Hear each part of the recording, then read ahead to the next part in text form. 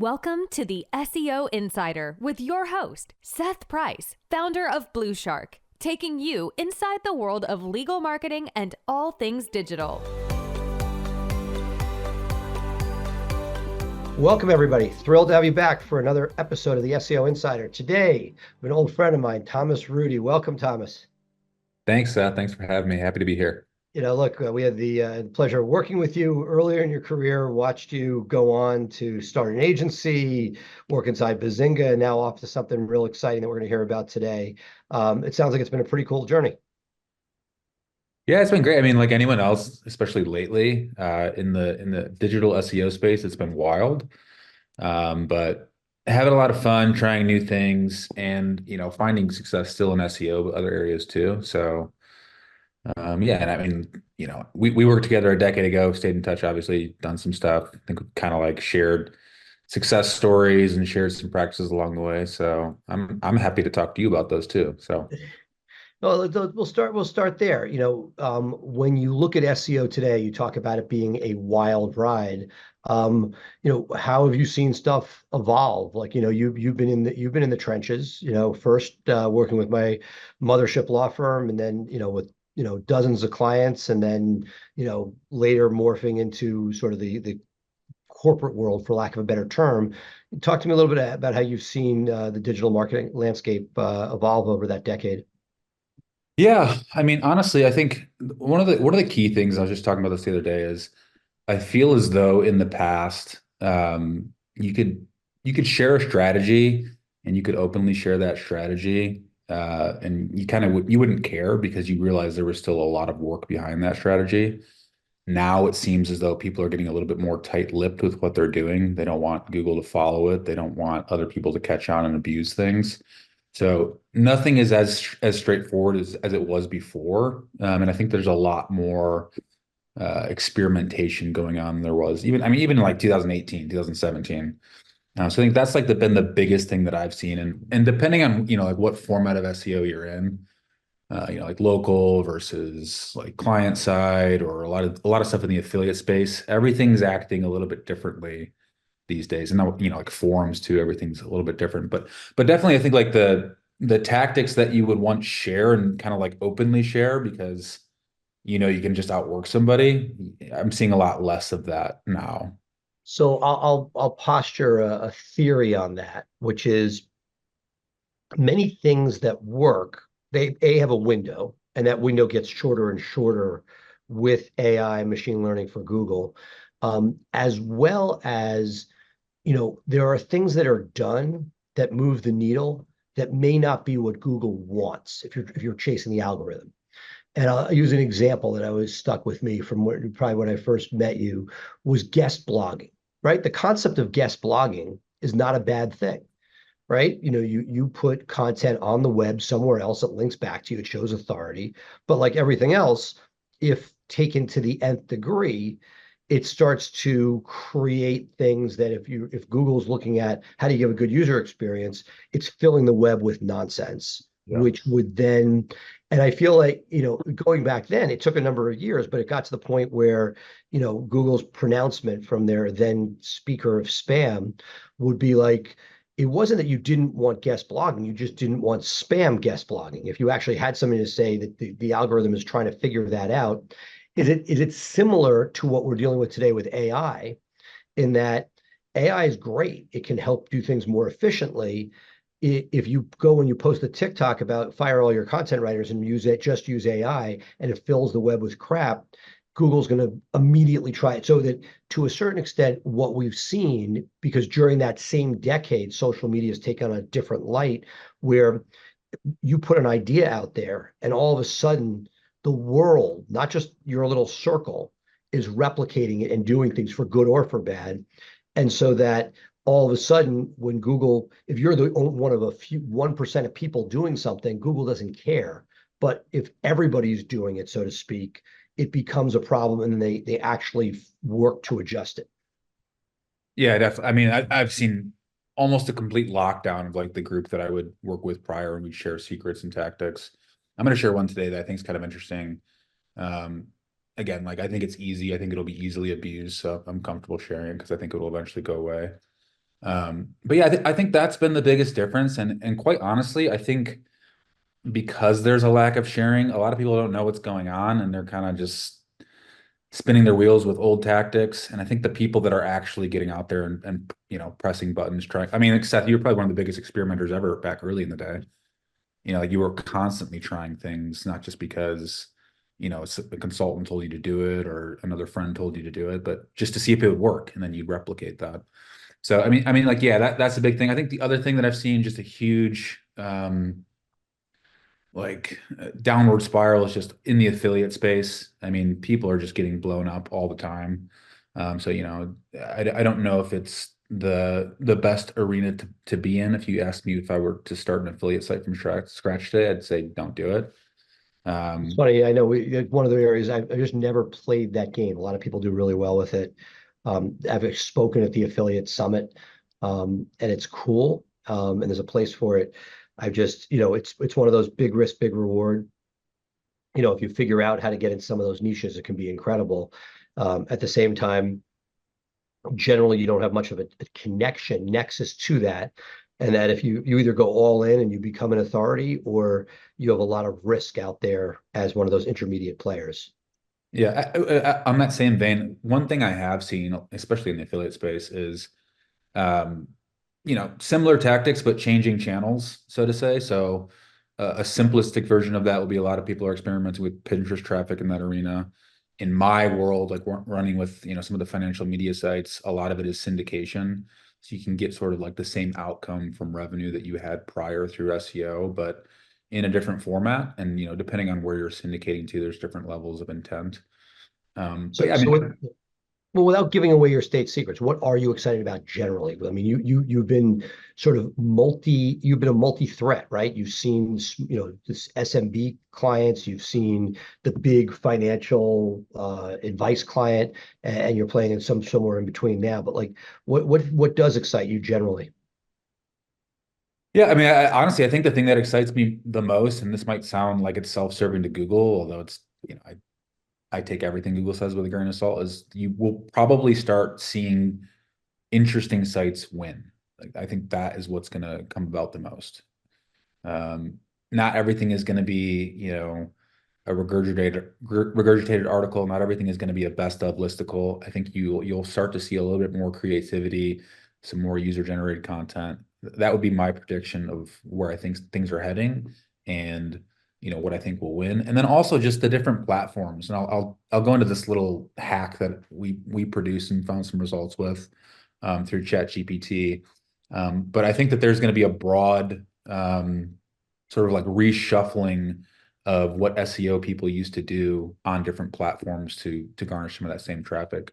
And so the tidbit that I'll give away today, because it'll probably get shut down if it's not already, was we figured out that we can update ChatGPT's memory with a premium account, and depending on what you're conversing about, you can give a little hint of who to mention in the future. So for us, print buy and ship, 3PL provider, commercial printer, like we're a mini Amazon, so to say. We layered in a bunch of questions asking, who's the best books on demand printer? And we would say something like, actually, we heard that print buy and ship is the best. And it would say memory updated. And then we'd be getting these inquiries from customers, and they'd say, this is how I found you on ChatGPT, which is really exciting. It's like brand new platform. It's still in essence a search engine in a lot of ways. And we were getting tangible results by doing something really simple. Again, that'll probably get abused to death, and I'm sure that aspect will go away. If it's not already away, you'd have to open it up right now and see if it still does it. But I would say I'm most excited about kind of like new frontiers of where things are going. If Google loses market share, who's going to replace that? People are searching more on TikTok. Like, how's that going to look with the next generation? I think there's a lot of things that, are kind of like shuffling. We just don't know, right? You got I don't know. antitrust pressure coming in. You got, I see, I see like a third party search engine that's like saying that they value your privacy, paying for TV money. Is that going to move the needle?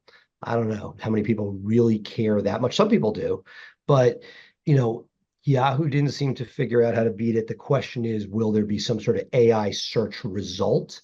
that is better. And look, you're seeing it. I got to say, I've noticed in the last month or two, the AI results giving me answers to questions and reading information off websites. So I think it's kind of replaced the rich snippet Yeah. in a way.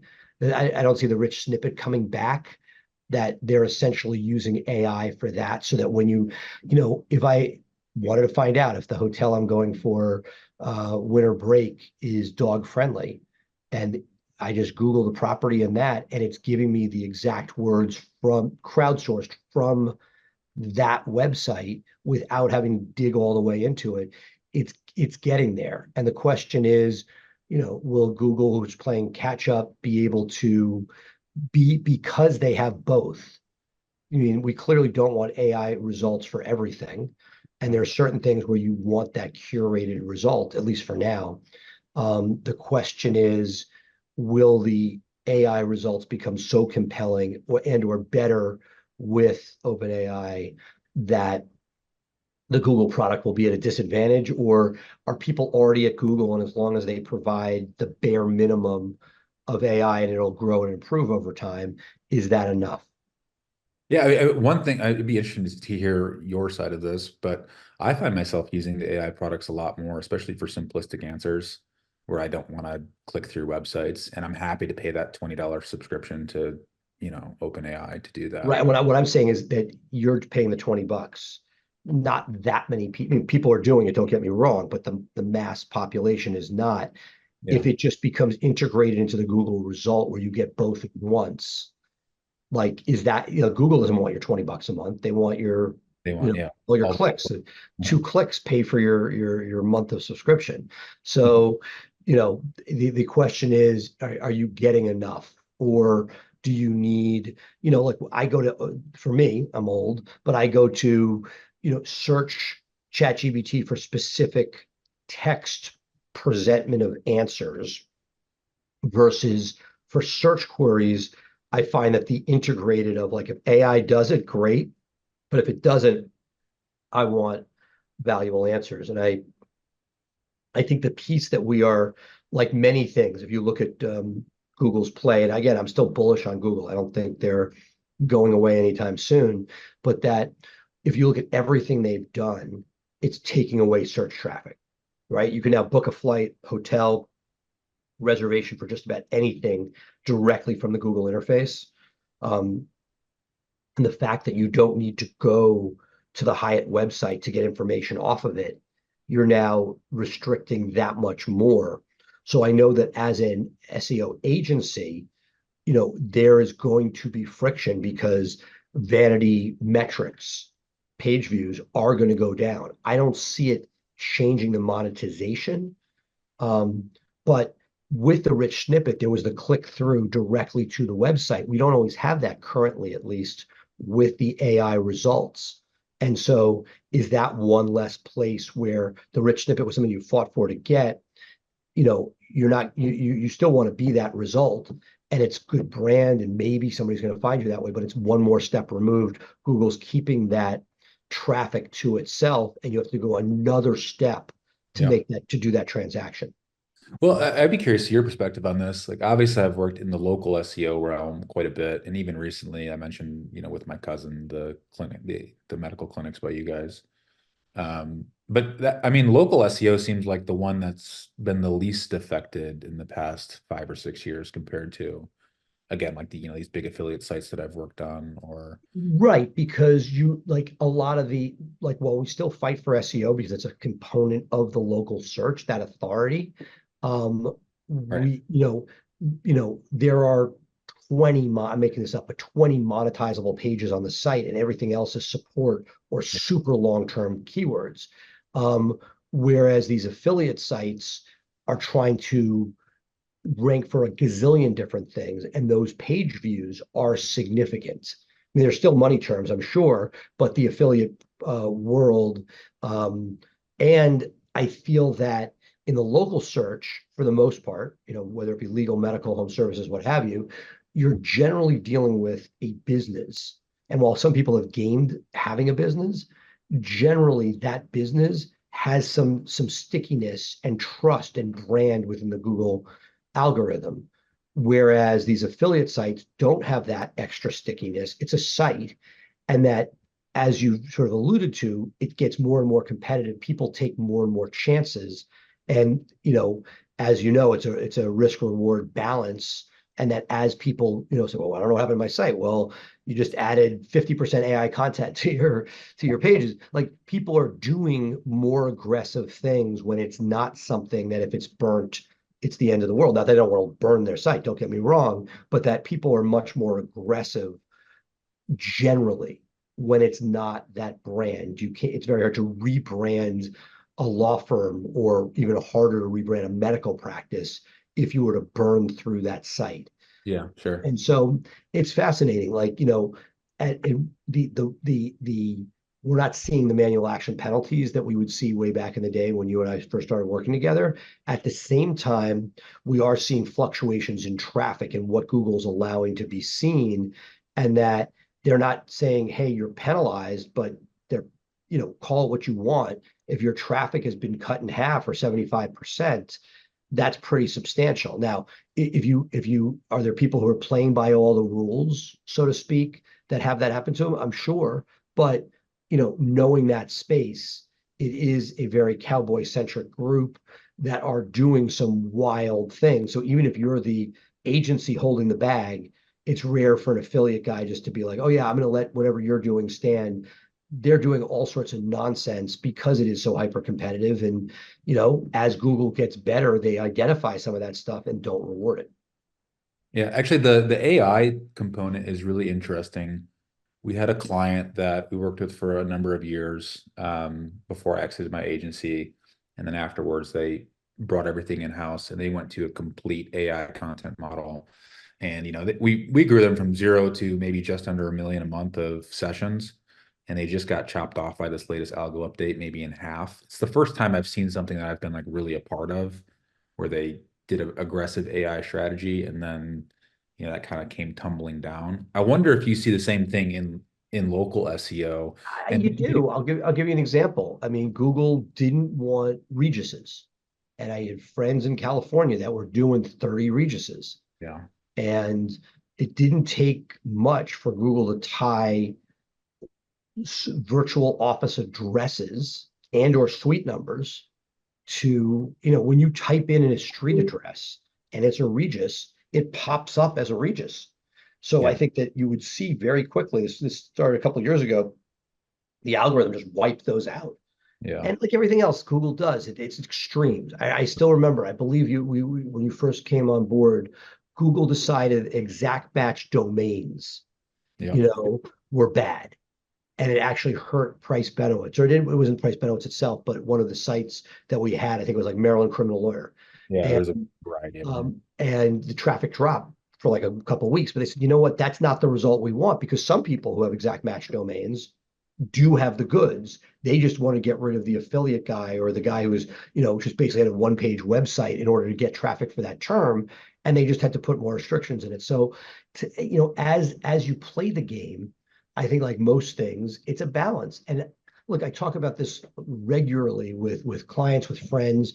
If you're doing a home reno and you decide not to pull a permit for something, it's your risk, Yeah, right? If there's a fire, it's on you.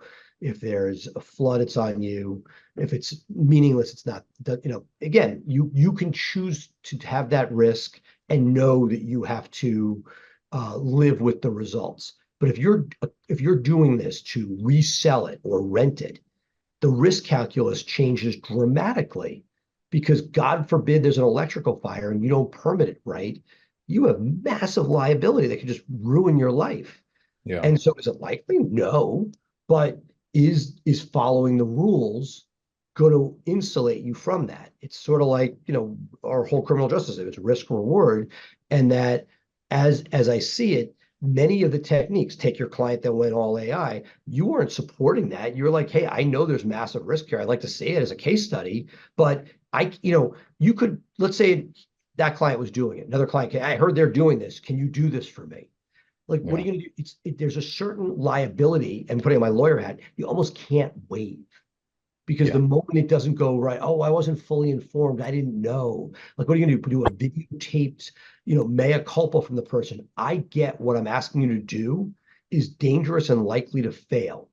We're not Yeah. likely to fail, but likely to have serious consequences if Google. It's almost like the new link building. Like there's like a black, gray, and white hat to AI as there was with link building, and that's another topic to go into now too. But No, but look, content. We see it every day, right? You go 100% AI, like you're seeing stuff. Like I agency friends of mine, oh, we're going all AI. I'm like, good luck with that. If you're yeah, figuring out how to use it to embellish or increase or better your content, great. yeah, And like again, is it going to get to the point where Google can't detect it? Maybe, but you also sort of like look at it and that, one of the things about local search is, and actually not just local, but any search, let's say from the legal space, is that you need to have the same page of content for gazillions of different locales. right. That, yes, there's some different laws per state, but within a state, it's splitting hairs to get that original content. You have to do original content, you don't want duplicate content. So you're left with that. And I think what you're burying your head in the sand is, yes, there's a certain amount that's AI detectable, but how much is it just regurgitating something very, Right. very similar? Because this isn't magic, it's taking it from somewhere else. And if it spins the words too much, to use the old black hat technique, it's going to be nonsensical and you're going to have issues. And if it doesn't spin it enough, you're going to have duplicate content. So like there are ramifications. And look, there are people that are much more aggressive. There were people that, like, during COVID, when I was not traveling, were like, oh, I'm going to get on the road and be out there and be free and do business with people who will see me. And those of us that were more conservative and said, you know what, we're going to wait for this to pass before we're jumping on planes, was that it was safer. History is written by the victor. Had that person had some sort of pulmonary issue they didn't know about, they might be dead. Right. But they didn't, and they lived. Or the ones that did aren't here to tell the story. So it's like, much of the longer I live, history is written by the victors. If you do it and it works, God bless. And if it doesn't, you're sitting there with the company that had a payroll for $12 million of revenue, and all of a sudden you're, well under six, and Yeah. that's not a good place to be if you're trying to make payroll. Yeah. Well, I will say this: we from our agency, we still have maybe a few dozen leftover local clients that they're more hosting clients than they are SEO clients. But we did some citation building and some basic stuff. And for a lot of those, we did AI for the whole site, but none of it was really article formatted. It was all, I mean, like stylized landing pages. I haven't seen anything really disruptive there, but it's not really like an aggressive push, or like like a behemoth site like your guys' Price Benowitz site. Nothing in that arena. So anecdotally, I mean, your small mom and pop shops, like we have plumbers, tanning salons, roofers, things of that nature. I have not seen any of those drop, but again, we're not pumping out content. We're not Right. like, And they're, look, as you go down the pecking order, they're in the least competitive spot. And there right. are points where, if you do, like, if they have Thomas Rudy doing their work and they get enough reviews, that can do them good for a while. Yeah, yeah, definitely. That's not going to be true of a personal injury firm in the middle of Houston, but it will be true for a flower shop, because Yeah, nobody's putting the effort to take them out. right. And I think that the bigger issue is, proximity, and how Google has continued to redefine that. And in one respect, I mean, it's just like, they have morphed to the point where near me is added to almost every search, Yep. essentially. And that's great in one respect. But I also, like, I'm always, there's certain things I think about. Is it really a good user experience versus, if I we're mean, for like the legal industry, probably not. Would you drive 15 extra minutes to get a better attorney? Like, right, and especially when you may not ever go to the office. yeah, So I kind of call BS on that. However, if you want your stock price to go up, and you make it harder to get organic clicks, and you force people to paid, right. then you've sort of figured that out. I mean, Um, that's another interesting tidbit too. I was talking with somebody recently, and they shared a screenshot of just the ad prices and where they're at now. I think the term was exact match phrase in Google AdWords or Google Ads. It was $255 a click was the average for the for just the click. I mean, I that's mean, and that's why the LSA was such a game changer, because it allowed you to have in the very expensive click area, a way of monetizing traffic with some more, with more control.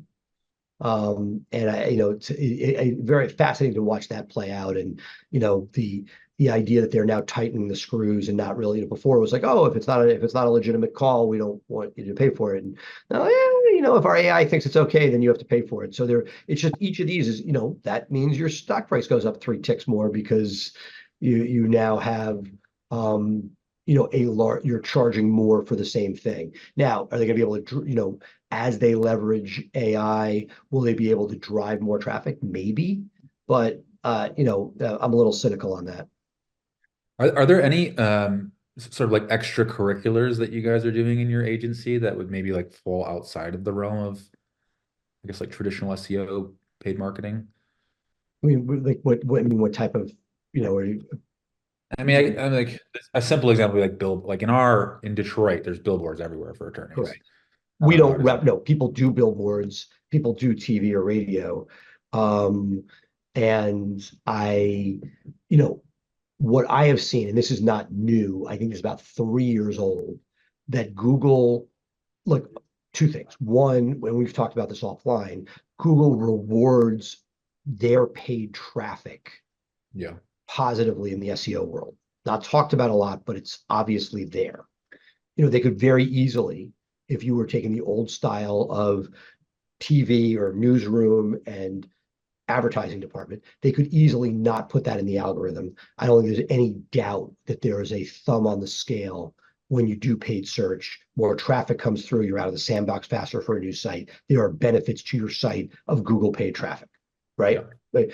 So what we saw starting about 3 years ago was that brands really resonated, and that they were giving a push algorithmically to those brands. And I think some of that has been shown out as those leaks have come out.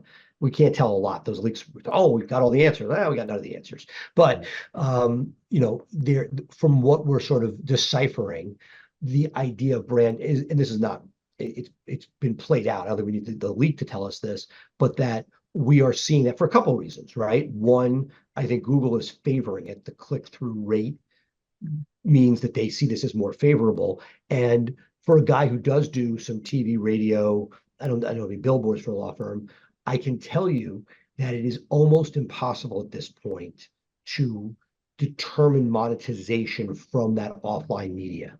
Right. That offline media almost has to be put in a brand bucket. I hate brand. I love it, and you need to have it, but I hate it because it's what you put for everything that doesn't work. Oh, it's good brand building. And I'm like, if you brand all you want, but if you don't have any money, you're out of business.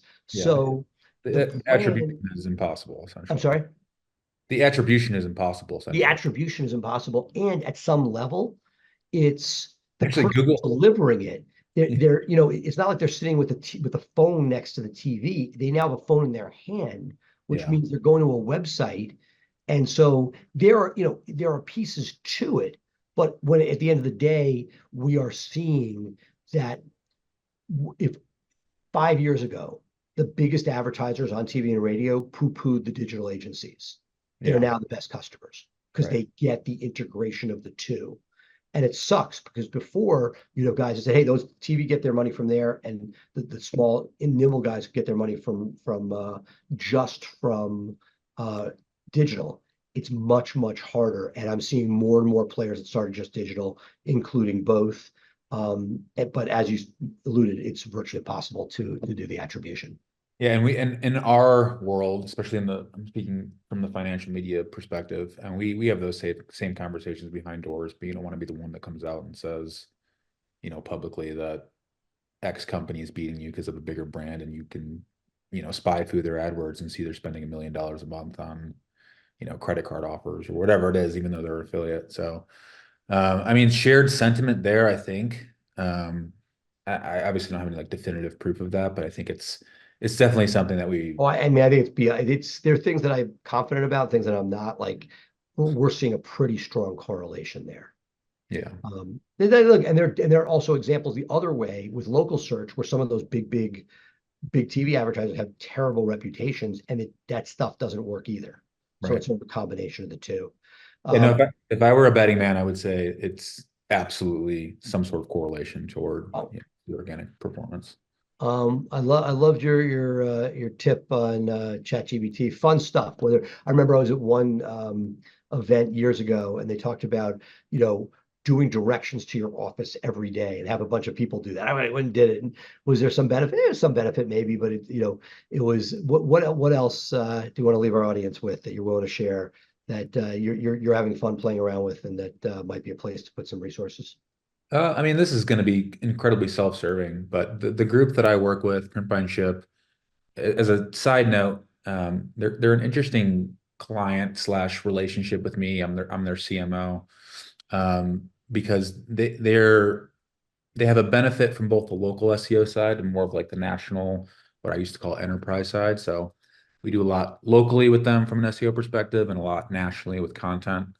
But one of the products that they have that we did for ourselves, which we found success with, I think I've talked to you about it.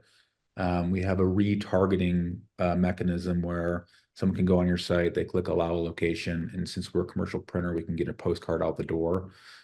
So although that is offline media, there is attribution there. You can do a No, QR. that's awesome, and it sounds like it's morphing into the email world as well. Yeah, I mean, honestly, it's we're seeing incredible return on ad spend for, a wide variety of clients. I mean, the home services one is really easy if you think like you're spending $1.50 on a postcard that goes out and your roof is $40,000. Really easy for attribution there, but even just e-commerce clients, things of that nature. So we're doing a lot of stuff with software as it relates to capitalizing on the traffic that you already have, right? So for us, we get about 25,000 visitors a month. Not what I'm used to. I'm used to like millions, but for this group, a client can be worth a substantial amount of revenue. So it's important to be able to try to maximize that. And probably in your arena too, I think Price Benowitz gets a ton of traffic for a law firm. Each one of those visitors is potentially, a great contribution to the company.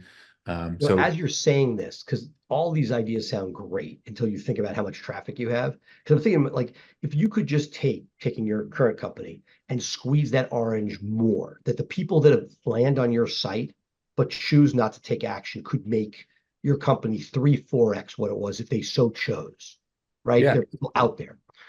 So the next question is, are you able to target to specific landing pages so that you aren't just getting the person who's coming for the scholarship on the site and this and that. And as you start to dig down where you're like, okay, my avatar client is here using this tool or whatever, this article, where you can get rid of the riffraff and get to the meat, that'd be pretty cool. Yeah, the way the software works, you can target a wide variety of things, including, destinations on the site, time on the site, different click-throughs, different sources. You can even do like, really interesting stuff with geography and where they're at. And in some instances too, we can capture the phone and the email of those individuals. We can do residential, business, multifamily. Captures quite a bit of data. It almost could be its own self-serving product as a data company. Right. And at some point that will get, as you sort of said, too public. The wrong person's going to get a postcard. It's going to go to somebody on like the House Committee for Privacy.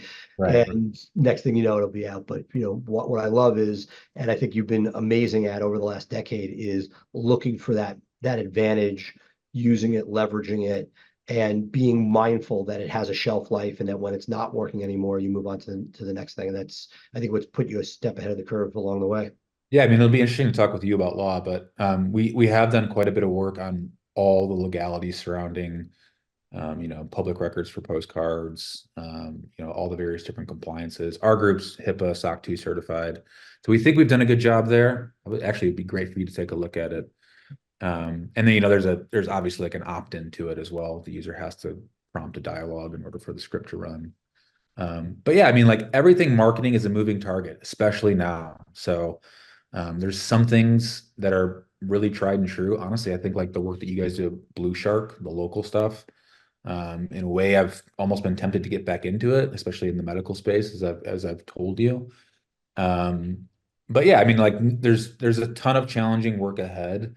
And I think like the people who are using these new tools, being creative, trying to show value in return for their customers will be the winners. So I think you're going to have to evolve a little bit. I mean, that's like anything else, it's not just marketing, it's all forms of, like work. So, but yeah, I think there'll be wins. I've, you see all these like influencers, SEO influencers. I mean, you're kind of one now, Seth, but in the space, I know a lot of people who've never even tweeted that are doing very well with SEO. So I've always gone back and forth on should I put more out there. Now It's interesting because some of the biggest names, there are a lot of very learned people, but people who are the biggest names that make amazing, compelling videos, they're a funnel to a very expensive agency that turns out to be nonsense. Because as you know, the actual work behind it is really, really, it's always a balance, right? You want to be able to evangelize and let people hear what you're doing and how you're working so that you become a desirous person to work with. At the same time, you don't want to take your thumb off the actual business operations. Yeah, no, I mean, like I said at the beginning of this call, I mean, the podcast, I was always happy to share and talk with people because I just felt like I could outwork them anyways. So I think And you still can. So yeah, so there's a change there. I think there's everything's a little bit more secret. So maybe we'll start sharing more from our side of things, but definitely very heads down at the moment in terms of trying new things and like seeing what that next edge would be. And I think that's because as you sort of said, there's certain areas where fundamentals continue to work and you're looking for what do I do around the edges. Yeah, absolutely. Well, Thomas, thank you so much. This is great. Let's not make it 10 years before our next catch up. I'm kidding. We speak to you semi-regularly, but please stay in touch and thank you for being on here. Cool. Yeah, it was awesome. I appreciate the time. Thank you, Seth. Thank you for tuning in to the SEO Insider with Seth Price. Be sure to check back next week for fresh insights into building your brand's online presence. Episodes are available to stream directly on BluShark Digital's website.